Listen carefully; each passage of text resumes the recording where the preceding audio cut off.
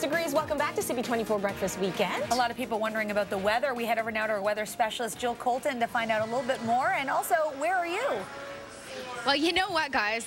Speaking of the weather, first, showers outside. I'll have those details just a second. But we're at Think Fitness Studio, and there's a lot of sweaty men here. So that's good news, I guess, for girls. You know, I'm going to be talking to Brent Bishop in just a second. But the weather report, we're looking at high pressure dominating probably tonight. And then tomorrow, we're looking at clear skies. It's going to be a really nice day tomorrow. And then we're going to get into a really wet trend come midweek. So the showers are going to start once again below seasonal values, though, heading into next week. All right. So I'm here with the owner of Think Fitness Studios, Brent Bishop.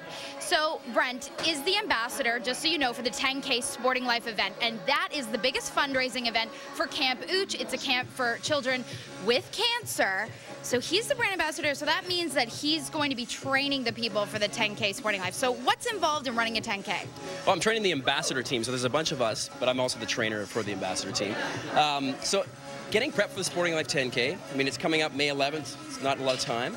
One of the biggest things that I see is people leave out functional fitness. So actually doing some strength training to make sure your joints are stable and strong before you get into a lot of pavement running. It makes a big difference on sort of getting away from injuries and injury prevention.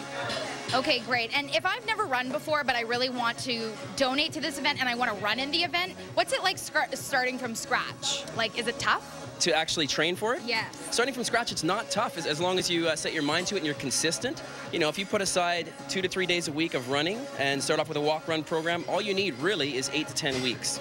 All right, great. And now for Camp Ooch, how much are they looking to get in terms of donations to send, you know, about how many kids to camp is it?